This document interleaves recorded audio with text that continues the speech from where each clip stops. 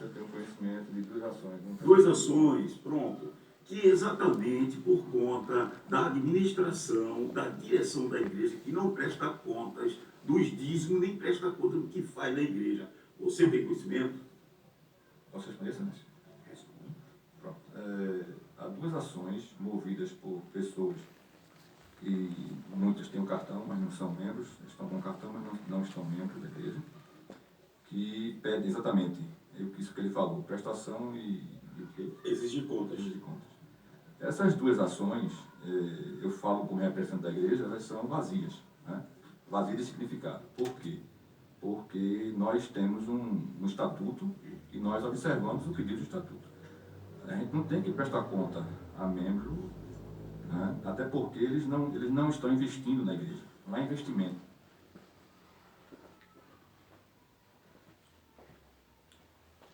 Meus irmãos, meus queridos irmãos, saudações. Como disse, estou cumprindo minha palavra, vou gravar mais um vídeo. Acredite, antes de qualquer coisa, vou gravar esse vídeo muito triste. Muito triste. Mas é um assunto de suma importância.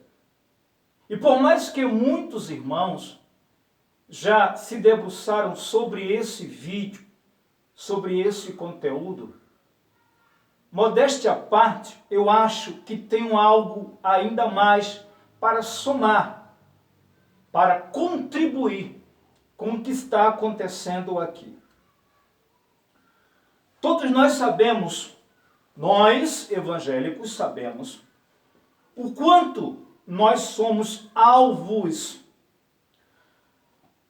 de críticas por conta dos dízimos e das ofertas, por causa das riquezas dos pastores e agora, para ser objetivo, dos desvios de conduta. As pessoas, de forma geral, nos criticam e, com certeza, algumas pessoas não se convertem a Cristo por causa justamente desse nosso comportamento. Dízimo e oferta é um assunto muito importante a ser discutido, embora acerca do dízimo eu tenho as minhas objeções, as minhas reservas. Não vou falar sobre exatamente o dízimo, se ficou na antiga aliança, se já está no passado. Não vou falar sobre isso. Vou falar justamente do que está acontecendo aqui. E como disse, repito, esse assunto, por não ser desenvolvido com transparência, muitas pessoas nos criticam e algumas delas não se convertem, não admitem o Evangelho, porque, observando a situação dos pastores ricos, inclusive o nosso, eles julgam com propriedade que nós somos a causa desse enriquecimento ilícito, enquanto que nós que dizimamos, que ofertamos, vivemos na miséria. Ok? Muito bem, eu estava morando no Rio de Janeiro, na ilha de Paquetá, para ser bem objetivo. Eu morei cerca de 13 anos nessa ilha, e lá eu tenho uma tia que em uma ocasião disse uma frase que tem tudo a ver com esse momento. Estávamos discutindo sobre o tema. De repente ela disse: eu dou o meu dízimo ao pastor. Se ele não é fiel, se ele não é justo, é o problema com Deus. Problema dele e Deus. Eu escutei aquilo e fiquei espantado, nunca mais vou me esquecer. Já escrevi isso por aí, mas agora eu preciso falar. Como assim? Que história é essa de nós entregarmos o nosso suor? Eu tenho um companheiro que diz suor é sangue, né? O nosso líder jurando que esse dinheiro está sendo investido, porque o advogado aqui disse que não é investimento. Isso é por conta dele. Eu não sei qual é o sentido semântico da palavra aqui, investimento, que ele está negando, porém nós sabemos que é investimento. Nós, quando damos nosso dízimo, nossa oferta, nós estamos investindo no reino de Deus. Qual cristão que não tem essa consciência? Que depois de colocar o seu dinheiro suado na salva, não volta para casa com uma consciência tranquila de que está investindo nas almas. Porque até onde a gente sabe, o nosso dinheiro é para enviar missionário. Até onde a gente sabe, o nosso dinheiro é para a manutenção da igreja. E isso envolve os mais carentes, os enfermos, e tudo aquilo que eu posso pensar e falar aqui com relação ao reino de Deus, à obra de Deus. Como dizer que isso não é um investimento? É um investimento, e o investimento mais legal desse reino. Todo aquele que sabe que está colocando dinheiro na mão de um homem, que está investindo na obra do Senhor, no evangelismo, nos cuidados, ele só tem a ganhar. Todavia, esses que pensam, assim como a minha tia, vou entregar o meu dinheiro, e se ele não for fiel a ele, Deus, isso é oferta manca. Ninguém que tem esse pensamento tem o direito de chegar em casa e reclamar com Deus. Essa oferta é podre, é cega, é aleijada. Nós temos que ser responsável. Você sabe quem é o seu líder?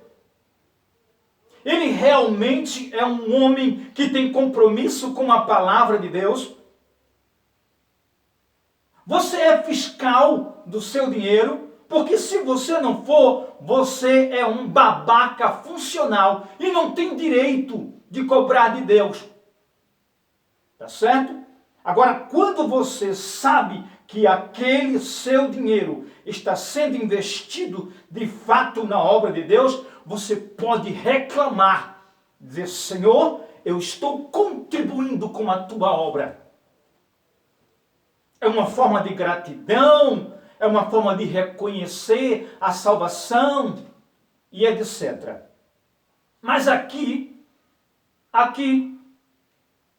o rapaz disse, de forma muito peremptória, muito absoluta, tá certo? Que não é investimento. Continuando aqui, ó. Dízimo e oferta não é investimento. Eu não estou pagando a pastor, nem estou dando dinheiro a ninguém. O dízimo, o meu dízimo, que como membro da igreja, eu acho que o seu também, que se for membro, é entregue ao Senhor. Então, se eu entrego ao Senhor, eu tenho que exigir contas. Mas, mesmo assim, abstraindo de tudo isso, abstraindo dessa questão de a quem é dado. Quando o senhor fala de entregue ao Senhor, é o Senhor Deus. Ao Senhor Deus. Que ironia! Meu Deus, que ironia! Eu lamento pelo juiz, né? Ele não é obrigado a saber da teologia. Mas essa reunião está acontecendo justamente porque o bolso de Deus está furado. Essa reunião está acontecendo justamente porque o bolso de Deus está furado. Porque se caso fosse de fato dado a Deus, estou usando aqui uma linguagem figurada, isso não estava acontecendo. Porque quem está recebendo esse dinheiro é o presidente. E o seu enriquecimento ilícito é que tem causado isso aqui. Como assim a Deus? Abra um parênteses para dizer, quem é que não quer esse homem como um presbítero de uma igreja? Não é? O poder persuasivo de dizer, eu entrego a Deus, o dinheiro é dado a Deus, a uma entidade. E depois, no finalzinho de todo o áudio aqui, para alguém achar que quem está falando aqui é um babaca, um tagarela sem princípio, ele não vai dizer outra coisa do tipo assim, não, mas no finalzinho tem pessoas que darão conta. Ele vai, na verdade, forçar a sua palavra, dizendo, eu particularmente, nunca dei dinheiro à igreja, eu dei dinheiro ao Senhor. Mas uma vez isso é por conta dele. E se tem alguém que pensa assim, irmão, tomemos cuidado. Passarei agora a ler a palavra de Deus. A palavra de Deus. Eu tenho um versículo melhor do que o dele para isso aqui. O apóstolo Paulo, o profeta Paulo, o implantador de igreja Paulo, o veterano, o missionário Paulo, escrevendo 1 Coríntios capítulo 9, é importante que leia todo, mas vou tirar apenas aquilo que mais importa aqui. No capítulo 9, o versículo de número 12, ou melhor, perdoe-me, 13, que diz assim, não sabeis vós que os que administram o que é sagrado comem do que é do templo? E que os que de contínuo estão junto ao altar participam do altar? E o que os que de contínuo estão junto ao altar participam do altar? Assim ordenou também o Senhor aos que anunciam o Evangelho que vivam do Evangelho. Não há nenhum problema em um pastor, em um líder espiritual. Não há nenhum problema em ele viver das ofertas. Não há.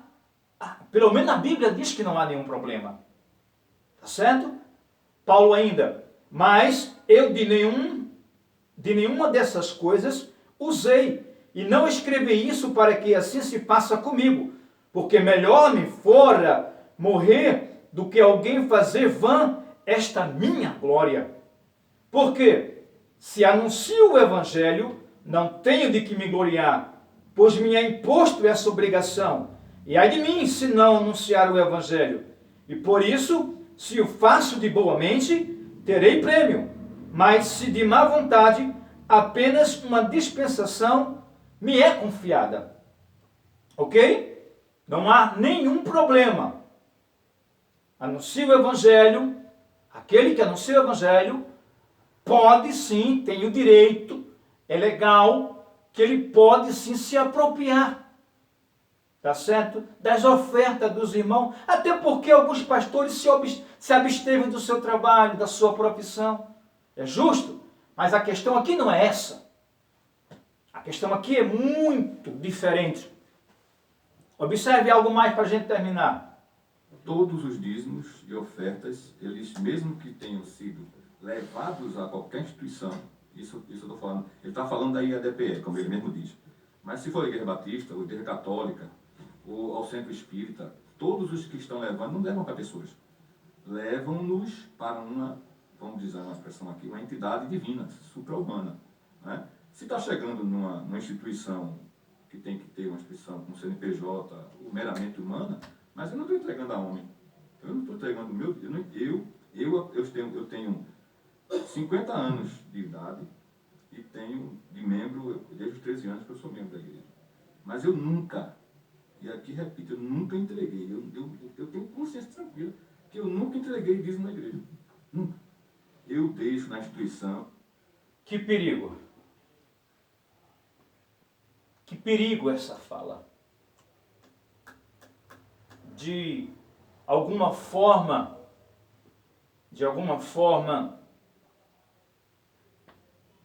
ele está ferindo a pessoa de Deus.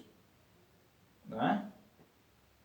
Porque ainda que bem intencionado, dizendo eu entrego a Deus, eu tenho consciência de que eu não estou dando a nenhuma igreja, não é? Nenhuma igreja com emblema, nomenclatura, eu estou dando a Deus.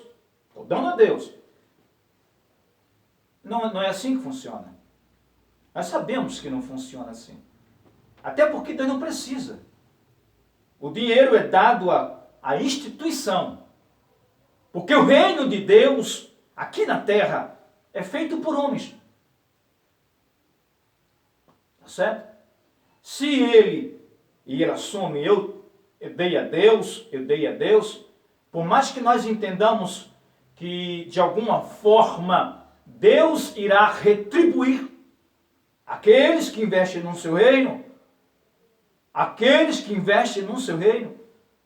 não é dado diretamente a Deus, pelo amor de Deus, senhores. Então aqui fica o meu desabafo. Considere que, entre tantos problemas que nós temos no mundo do Evangelho, esse é o maior. Inclusive no Brasil, alguns pastores que são riquíssimos demais, e a gente perde a força para argumentar, e isso não é argumento, dizer, é Ele Deus, eu faço a minha parte, seja responsável. Deus só aceita sua oferta se você for responsável. E todos os líderes devem abrir a cortina do tesouro. Não tem que ter vergonha de perguntas. Quanto o senhor ganha? Aonde está investindo? Para que o mundo possa ver que a transparência e a justiça pertencem à casa de Deus. Que Deus nos abençoe e nos guarde em nome de Jesus. Amém.